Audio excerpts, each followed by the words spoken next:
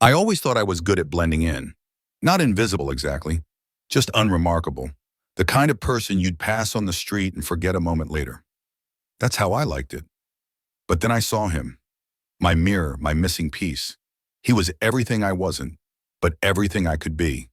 The way he moved, the way people looked at him, the way he seemed to fit so perfectly into the world. I watched him for the first time at the coffee shop on 8th, the one with the green awning and the chipped mugs. He ordered a black coffee, no sugar, and sat by the window, reading a paperback with a cracked spine. I sat 2 tables away, pretending to scroll through my phone, but really I was studying him. Every detail, every gesture. It started small. I bought the same jacket he wore, a faded denim, a little too big in the shoulders. I changed my haircut, asked the barber for something a little messy, but not too much. I started going to the same places, the coffee shop, the park with the iron benches, the grocery store on the corner where he always bought the same brand of cereal. At first it was just curiosity, but then it became something else. I wanted to see if anyone would notice, if anyone would mistake me for him. The first time it happened, I felt a thrill I can't describe. The barista at the coffee shop smiled at me and said, "The usual?" I nodded, heart pounding, and took the black coffee she handed me. No sugar, just like him. I sat by the window in his seat and watched my reflection in the glass. For a moment, I almost believed I was him. I started to notice the little things, the way people greeted me on the street, thinking I was someone else, the way his friends would wave, then hesitate, confusion flickering across their faces. I learned his walk, his laugh, the way he tucked his hands into his pockets when he was nervous. I practiced in front of the mirror at night, perfecting every detail. It was like slipping into a new skin, one that fit better than my own. I moved into an apartment 2 blocks from his. The landlord didn't ask many questions. I filled the place with things that looked like his. Same kind of couch, same kind of lamp, even the same brand of toothpaste. I started running into him more often. At first he didn't notice me. Why would he? But then, one day, our eyes met in the grocery store aisle. He looked at me for a moment too long, brow furrowing, as if trying to place me. I smiled just like he did and walked away. It became a game. I'd show up at his favorite spots just before he did, sit in his usual seat, order his usual drink. Sometimes I'd catch him watching me, a puzzled look on his face. I could see the questions forming in his mind. Who is this person? Why does he look so familiar? Why does he feel so wrong? His friends started to notice too. One of them, a woman with short red hair, stopped me outside the coffee shop. "Hey," she said, "do I know you?" I shrugged, gave her his smile and said, "I don't think so." She frowned, but let it go. I could see the doubt in her eyes, though, the uncertainty. I started to feel like I was living 2 lives. In one, I was myself, quiet, forgettable, alone. In the other, I was him, confident, admired, part of something bigger. The lines between the two began to blur. Sometimes I'd catch my reflection and not recognize the person staring back. Sometimes I'd forget which apartment was mine. The dream started soon after. I'd dream I was him, living his life, surrounded by his friends, laughing at his jokes. But then in the dream, I'd see myself watching from the shadows, a pale imitation, always just out of reach. I'd wake up sweating, heart racing, unsure of who I was. One morning, I found a note slipped under my door. No name, just a single sentence. "Why are you doing this?" My hands shook as I read it. I looked out the window, half expecting to see him standing on the street, watching me. But there was no one there. I crumpled the note and threw it away. I started to feel watched. Every time I left my apartment, I felt eyes on me. Every time I walked down the street, I heard whispers behind my back. I told myself it was just my imagination, but the feeling wouldn't go away. I started avoiding the places we both went, but it was too late. The damage was done. One evening, as I was leaving the coffee shop, 2 men in plain clothes approached me. They showed me badges, asked me to come with them. I didn't argue. I sat in the back of their car, staring out the window as the city blurred past.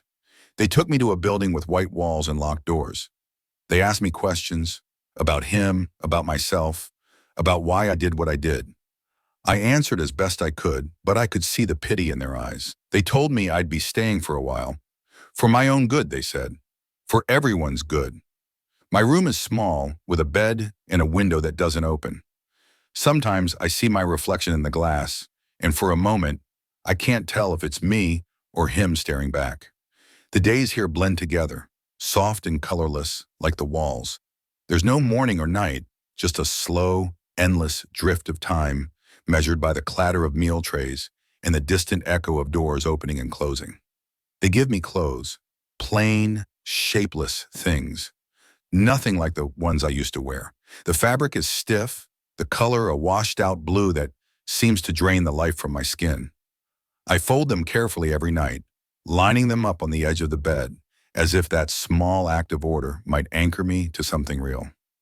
There's a mirror in the bathroom, but it's small and set high, so I can only catch glimpses of myself.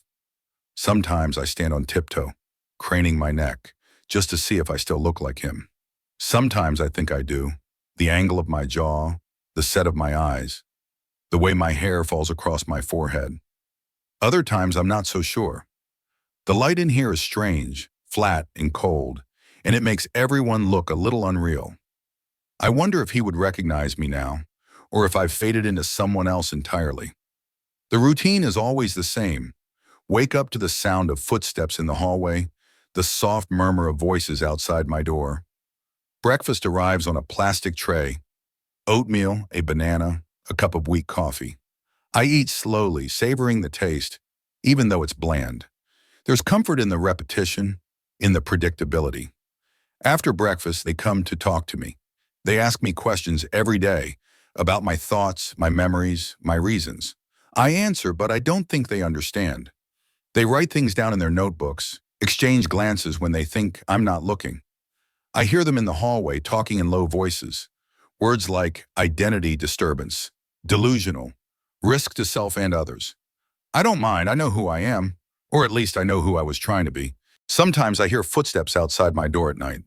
The sound is different after dark, softer, more cautious, as if the floor itself is holding its breath. I lie awake staring at the ceiling, listening. I wonder if it's him, come to visit, to see what I've become. I wonder if he ever thinks about me, if he ever wonders where I went. Maybe he's relieved. Maybe he's forgotten me already. Maybe when he looks in the mirror, he sees a stranger too. Sometimes I imagine him living his life, unbothered, slipping back into the world as if nothing ever happened. Other times I picture him glancing over his shoulder, feeling that old familiar prickle of being watched. Even when I'm not there, the staff here are polite but distant. They call me by my last name, never my first. They knock before entering, but their eyes are always wary, as if they expect me to do something strange. I don't. I sit quietly, answer their questions, take the pills they give me without protest. The pills make everything softer, blur the edges of my thoughts. Sometimes I forget what day it is, or how long I've been here. It doesn't matter. Time is just another thing that slips away, like faces, like names. I spend my days watching the world through the window, watching people come and go. The window is narrow, set high in the wall, but if I stand on the chair, I can see a sliver of the street below. People hurry past, bundled in coats, heads down against the wind. They all look the same from up here, small, distant, interchangeable. I wonder if anyone down there ever feels like I did, like they're living someone else's life, wearing someone else's face. I wonder if anyone would notice if I disappeared completely. Sometimes I press my hand to the glass, just to feel the cold, to remind myself that there's still a world out there, even if I'm no longer part of it. There are group sessions sometimes. We sit in a circle, strangers with blank faces, and talk about ourselves. Or at least they do. I listen, nod when I'm supposed to, but I don't say much. What would I tell them? That I tried to become someone else and lost myself in the process? That I don't remember what it felt like to be me?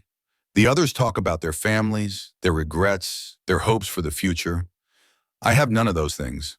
My world is small now, contained within these four walls, these routines, these fleeting glimpses of a life that was never really mine. They say I'll be here for a while, maybe forever. I don't mind. Out there, I was always trying to become someone else. In here, I can finally disappear. No more mirrors, No more confusion, just silence, and the faint reflection of a life that was never really mine. Sometimes late at night, I close my eyes and imagine myself fading away, becoming nothing at all. And for the first time, I feel at peace.